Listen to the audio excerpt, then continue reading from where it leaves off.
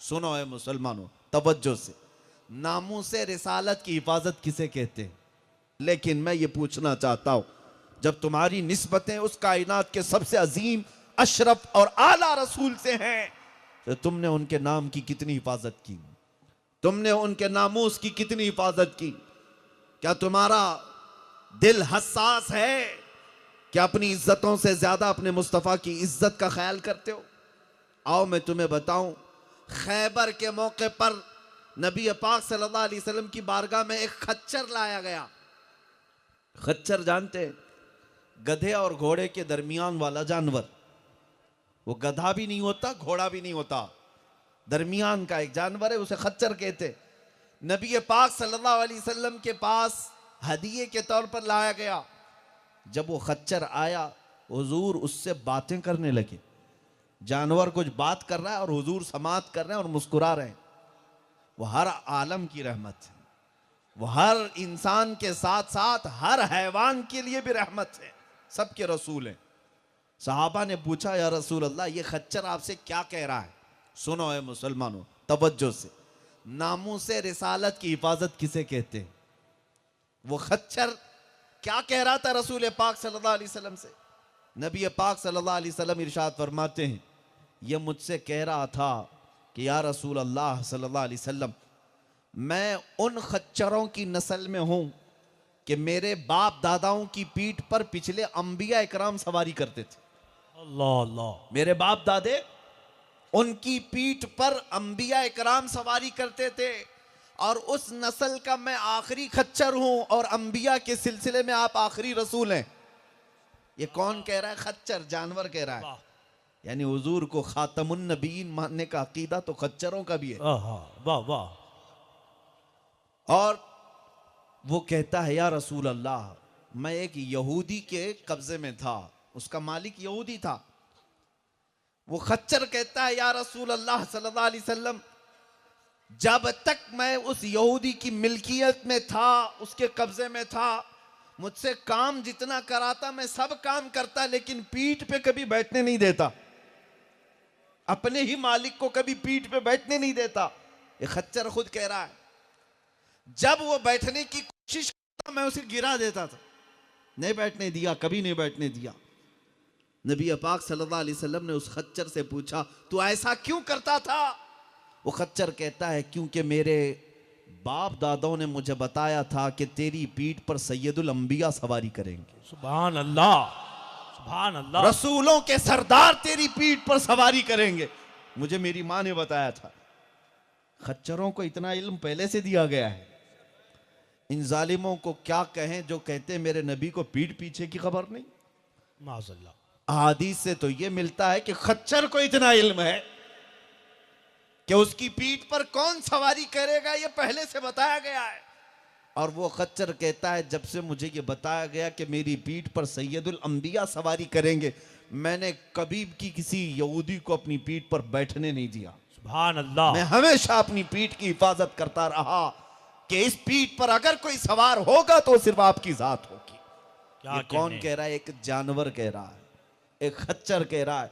नबी पाक सल्लल्लाहु अलैहि वसल्लम ने उसे अपने हदिये में कबूल फरमाया और जिंदगी भर उसकी सवारी करते रहे। उस खच्चर का नाम याफूर है। ये तज़किरा मैं क्यों कह रहा हूं? जब मुहद्दिसीन या उलमा उस खच्चर का जिक्र करते हैं तो गधा, खच्चर या घोड़ा या जानवर नहीं कहते, हजरत याफूर कहते हैं। वाह वाह वाह। हजरत याफूर कहते हैं, या रसूल अल्लाह, तेरी निस्बतों ने मुझे मुमताज किया। क्या कहने, बेशक।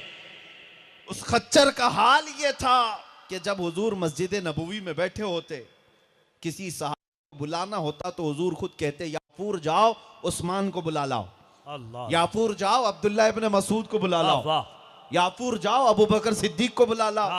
सहाबा कहते, हुजूर के हुक्म पर वो उसी सहाबी के घर जाता, हाय हाय, दरवाजे को अपने सर से दस्तक देता। सहाबी बाहर आते, देखते याफूर आया है, रसूलुल्लाह का खच्चर है। जैसे ही देखते वो समझ जाते कि मेरे मुस्तफ़ा का बुलावा आया है। सुभान अल्लाह। जिंदगी भर मेरे करीम आका सल्लल्लाहु ताला अलैहि वसल्लम की गुलामी पर रहा। आखिरी बात अर्ज करता हूँ इस वाक़े की, जब नबी पाक सल्लल्लाहु ताला अलैहि वसल्लम का इंतकाल हुआ, विसाल जाहिरी हुआ, हदीसों की किताबों में मौजूद है कि उस खच्चर ने खाना पीना छोड़ दिया। अल्लाह अकबर। कोई खाने पीने को हाथ तक नहीं लगाया या मुंह तक नहीं लगाया, यहां तक कि 3 दिन तक जिंदा रहा। और 3 दिन के बाद जिस कुएं से मेरे मुस्तफ़ा को आखिरी बार गुस्ल दिया गया था, उस कुएं में छलांग लगाकर अपनी जान दे दी। अल्लाह अकबर। ये जानवरों की मोहब्बत है मेरे मुस्तफ़ा से।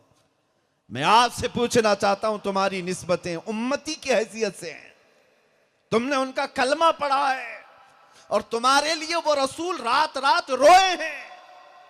तुम पर तो बहुत बड़ा हक था मेरे मुस्तफ़ा का। उनके नाम पाक की इज्जत के लिए उस खच्चर पर मैं कुर्बान जाऊं जिसने मेरे मुस्तफ़ा की रिफाकत हासिल की थी और अपनी पीठ को हमेशा महफूज रखा था कि कोई आयरा गैरा नत्थु खेरा मेरी पीठ पर ना आने पाए, इसलिए कि रसूलुल्लाह के लिए मैंने ये तैयार रखा है। काश हर बच्चा आज अपनी आंखों की ये कहकर हिफाजत करता, मेरी आंखों में दुनिया का हुस्न जमाल नहीं आ सकता, इसलिए कि ये आंखें मैंने मेरे मुस्तफ़ा के हुस्न के लिए रखी। सुभान अल्लाह। नारे तकबीर, नारे रिसालत, वाह वाह, सुभान अल्लाह। बेहयाई से अपनी आंखों को बचा कर रखते, ये नामूस रिसालत की हिफाजत के अलंबरदार कहलाए जाते। तुम रात की तन्हाइयों में अपनी आंखों को अगर बेहया कर जाते हो या तुम आवारगी के शिकार हो जाते हो, तो मेरे अजीजों उस खच्चर को याद कर लेना जिसने जिंदगी भर अपनी पीठ की हिफाजत की थी, किसी को बैठने नहीं दिया कि मेरे मुस्तफ़ा बैठेंगे, मेरे आका आएंगे। हमने अपनी जुबानों को या अपनी आंखों को या अपने दिल को बर्बाद क्यों किया? इसीलिए मैं उस हर नौजवान से पूछता हूं, अल्लाह ने तुझे एक दिल दिया, क्यों लैला मजनू के किस्सों में अपने दिल को बर्बाद कर जाते हो? क्यों मजाजी इश्क और महबूबाओं के हुस्न पर अपने दिल को तोड़ लेते हो? और हैरत की बात है, नौजवानों को पता है कि यहां दुनियावी मजाजी इश्क ये रंग और रूप का इश्क होता है, सिर्फ रातों का इश्क होता है, सिर्फ अपने जिस्मानी सुकून हासिल करने का इश्क होता है। एक दिल तुझे मेरे रब्बे जुल जलाल ने दिया, वो दे दिया होता मेरे मुस्तफ़ा के कदमों में। वो मेरे रसूल इतने गैरतमंद हैं कि ना तुझे दुनिया में कभी तन्हा छोड़ते, ना कब्र में, ना हशर में, बेशक बेशक, कभी तन्हा ना छोड़ते। इसी को आला हज़रत फाजिल बरेलवी रहमतुल्लाह अलैह फरमाते, दिल है वो दिल जो तेरी याद से मामूर रहा। या रसूल अल्लाह, दिल है वो दिल जो तेरी याद से मामूर रहा, सर है वो सर जो तेरे नाम पे कुर्बान गया। सुभान अल्लाह, बेशक। आज इस मजमे में आए हुए हर जवान से मैं ये कहना चाहता हूँ, कुरान पाक की एक आयत मैंने तिलावत की, मौला करीम फरमाता है, अन्नबिय्यु औला बिल मुमिनीन मिन अनफुसिहिम, नबी मोमिनों से उनकी जान से ज्यादा करीब हैं, नबी मोमिनों से उनकी जान से ज्यादा हक रखते हैं। इसलिए हर मोमिन को यह चाहिए कि अपनी जान से ज्यादा मेरे मुस्तफ़ा के नाम की फिक्र करें। और जिस दिन तुम ये फिक्र करने लग जाओगे, मौला करीम तुम्हारी इज्जतों की खुद हिफाजत फरमाएगा। तुम्हारे घर बार, तुम्हारी आबादियां, तुम्हारी मस्जिदें, तुम्हारी खानकाहें, तुम्हारे उलमा, तुम्हारे बच्चे, तुम्हारी बीवियां, इनके पर्दे, इनके हिजाब, इनकी तुम्हारी अजानें, नमाजें, सब की हिफाजत होगी। मेरे मुस्तफ़ा के नाम की हिफाजत तुम करो।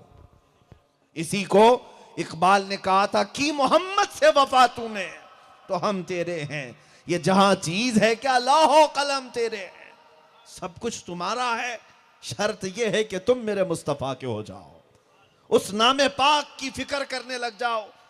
दिल के अंदर जो धड़कनें होती हैं वो नबी के लिए धड़काओ।